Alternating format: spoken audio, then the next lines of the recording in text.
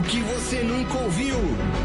Agora, na Hora do Mestre.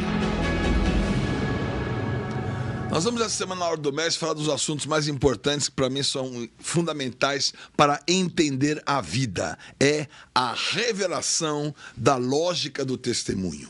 Então nós vamos colocar essa revelação em partes para você. Depois nós vamos ter na outra semana aí, vai ter a semana da Farlands aí, das missões. E eu quero que você entenda tudo isso então, para você então começar a mastigar essa ideia de como que você vai realmente entender um resultado que você produz na sua vida. Porque o resultado que Jesus produziu, nunca... Jesus, ele inventou o VAR. Tudo que ele fez, não foi o gol. Perdeu, não perdeu. Reveja o lance. E quando você revê o lance, você entende então o que está acontecendo, qual que é o real resultado segundo a graça do Senhor e segundo o mover que ele tem sobre as nossas vidas. Então, vamos falar esses 5 aspectos da semana, começando hoje sobre a lógica do egoísmo e a lógica do reino. Porque o principal motivo da queda do homem foi gerar o ego, foi gerar a sua alma, foi a sua alma se engrandecer, foi o seu ego ter voz, o seu ego ter vez, o seu ego ter visão, o seu ego ter vontade. Então, você tem que entender qual que é o seu inimigo. O inimigo está dentro de você. Então, nós vamos usar o texto de Atos 17, porque realmente Paulo está ali nesse texto, em Atos 17, em Atenas, guerreando contra o espírito que não foi guerreado, que é o espírito da Grécia. Porque existiu Daniel contra a Babilônia, existiu depois a Igreja Apostólica contra Roma, não existiu ninguém contra a Grécia. Então, quem teve que fazer esse papel? Paulo fez esse papel. Paulo vai até Atenas. Paulo vai denunciar o altar ao Deus desconhecido. Paulo vai revelar aquilo que o Senhor promete fazer. E aí está então a marca da lógica que está vencendo o ego. Atos capítulo 17, versículos 24 a 28. Rapidamente diz assim: o Deus que fez o mundo e tudo que nele existe, sendo ele Senhor do céu e da terra, não habita em santuários feitos por mãos humanas. Não é servido por mãos humanas, como se de alguma coisa precisasse, pois ele mesmo é quem a todos dá vida, respiração e tudo mais, de um só, fez toda a raça humana para habitar sobre toda a face da terra, havendo fixado os tempos previamente estabelecidos, os limites da sua habitação, para buscarmos a Deus, se porventura, tateando possamos achar, bem como não está longe de cada um de nós, pois nele vivemos, nos movemos, existimos, como alguns dos vossos poetas têm dito, porque dele também somos a geração. Eu vou esmiuçar palavra por palavra desse texto ao longo dessa semana, mas quero que você entenda hoje a questão do egoísmo e a questão do reino. Porque se você vencer o egoísmo, você vai entender a lógica do testemunho que vence o egoísmo e a lógica do reino que produz o resultado que Deus quer. Qual que é a lógica do egoísmo? O egoísmo pede uma edificação para a sua glória humana. O egoísmo quer construir. Olha a casa que eu construí. Olha o patrimônio que eu construí. Olha aquilo que eu construí. E o que o Senhor pede? O Senhor não pede nada. Ele diz que ele não habita em templos feitos por mãos humanas, mas o homem quer edificar. No seu egoísmo, ele quer edificar a Torre de Babel. Então as pessoas disseram, depois do dilúvio, podia ser que aquela condição humana, já tivesse arrefecida, o orgulho do homem tivesse já dominado por aquilo que Noé representava, mas ali estava ainda uma marca insidiosa do homem querendo dominar o outro. E por isso disseram, edifiquemos para nós uma cidade e uma torre, cujo topo chegue até os céus. Tornemos célebre o nosso nome, para que não sejamos espalhados por toda a terra. O que eles queriam? Criar um ponto turístico. Olha, vem todo mundo para cá. O que o homem quer fazer? Construir uma empresa e botar lá o nome dele, Betão e Filhos. Não, eu não tenho essa empresa, glória a Deus. Os meus filhos são os filhos do Senhor, resgatados para o seu propósito e vão buscar a glória do Senhor naquilo que eles quiserem viver, porque esse é o exemplo que eu dou a eles. Então, o egoísmo, ele está numa demanda de glória humana. E o reino? O reino, ele habita dentro do invisível do nosso espírito. Então você não tem que colocar nenhum ego em manifestação para dizer, eu produzir isso, eu produzir aquilo. Você vai produzir algo dentro de você. A edificação do Senhor é no seu espírito. E essa edificação ninguém pode destruir, porque ninguém pode colocar na mira. Sabe por que o inimigo não pode me destruir? Porque ele não pode me mirar. Ele pode tirar um prédio, ele pode tirar uma casa, ele pode tirar um carro, ele pode tirar uma pessoa, ele vai tirar aquilo que ele vê, mas ele não consegue tirar aquilo que ele não vê. E você sabe que no invisível Deus está edificando coisas maravilhosas sobre a sua vida. Por isso, não vem o reino de Deus com visível aparência, nem dirão, ei-lo aqui ou lá está. O reino de Deus está dentro de vós. Não está num prédio aqui na 9 de julho 533. Vem para cá para viver a bênção desse prédio no tempo que o Senhor tem esse prédio. Esse prédio não dura a vida inteira. O reino de Deus dura a vida inteira. Está no motorhome. E o motorhome, ele vai andar o tempo inteiro. Mas onde está? Está no espírito da Tainá e do Raul. Aonde está? Está no espírito do Jairo. Está no meu espírito da pastora Heloísa e dos meus filhos. Está no espírito de cada um que ocupa um altar. O reino de Deus não é o egoísmo que você constrói, é o espírito que habita dentro de você na marca invisível. Em segundo lugar, o egoísmo. Ele demanda o serviço de uma hierarquia para a sua satisfação. Onde está o meu café, senhorita? A minha secretária colocou meus papéis em ordem. Essa é a minha vaga na garagem. Quem pegou a minha vaga na garagem?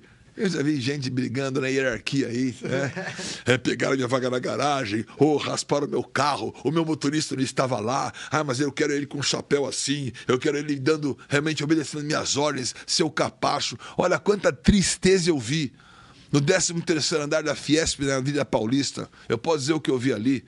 Nos grandes boards aí de Luxemburgo, de companhias siderúrgicas, eu conheci as 100 maiores mineradoras do Brasil, botei meu pé ali dentro. Eu reuni com o Vale Rio Doce, até as... esquece esse assunto.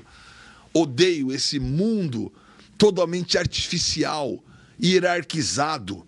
Dentro da religião, pior ainda. Tem até que beijar o anel do Papa.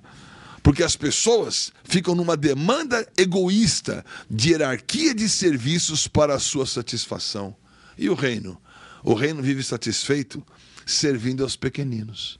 Então é o contrário à questão do reino. Olha a lógica do testemunho. Olha a lógica do egoísmo. Olha a lógica do reino que o Senhor colocou a você. Ele disse, nem é servido por mãos humanas, como se de alguma coisa precisasse. Deus não precisa de dinheiro.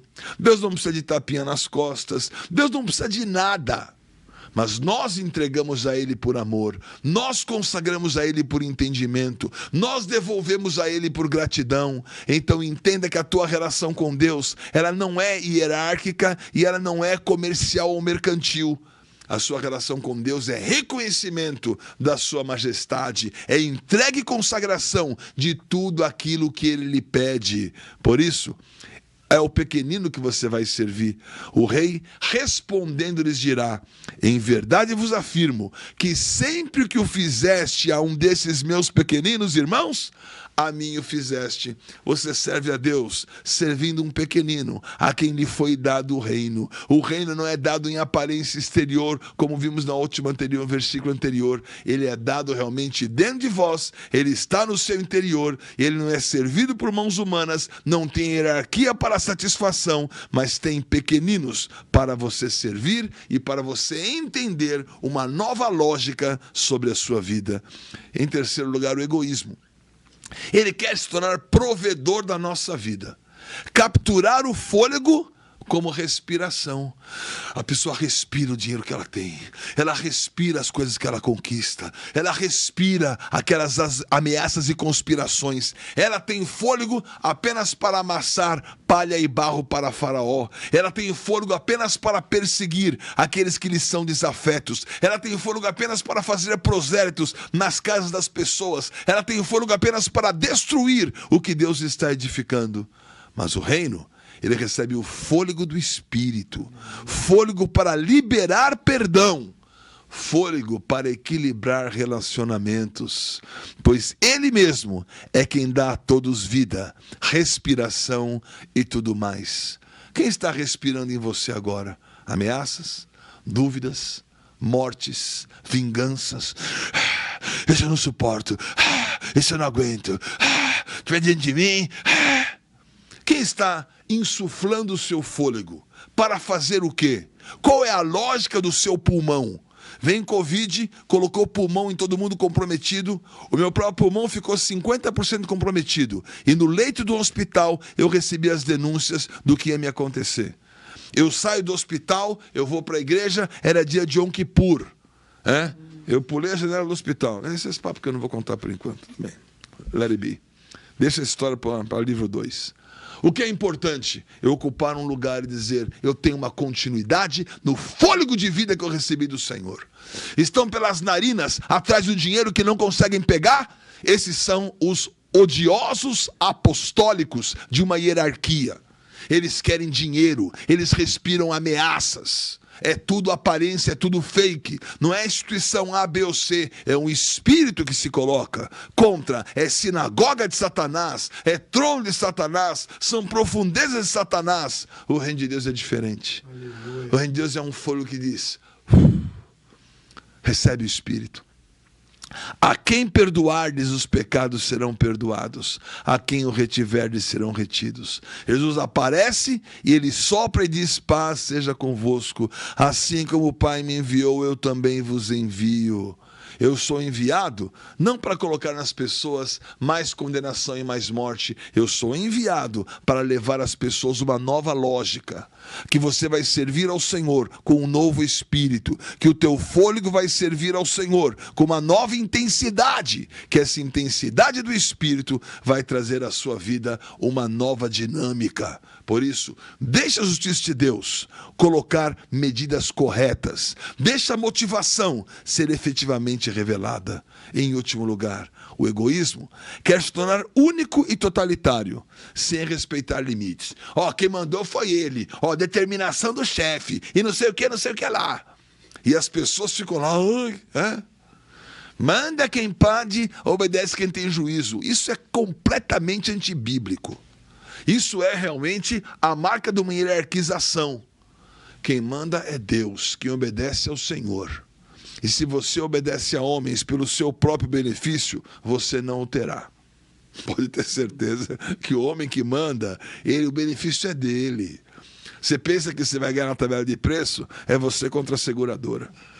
O reino, ele tem alianças, discernindo o tempo e os marcos da sua habitação.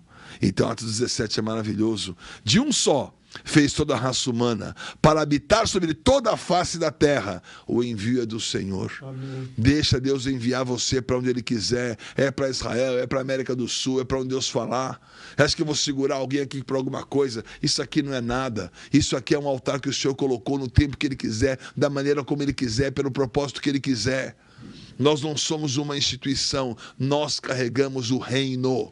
E eu pertenço a esse reino, eu não pertenço a ninguém. Eu não pertenço a um prédio, eu não pertenço a um microfone, eu não pertenço a um ambiente, eu pertenço ao reino de Deus. E vai habitar sobre a terra, fixou os tempos da sua habitação, previamente estabelecidos.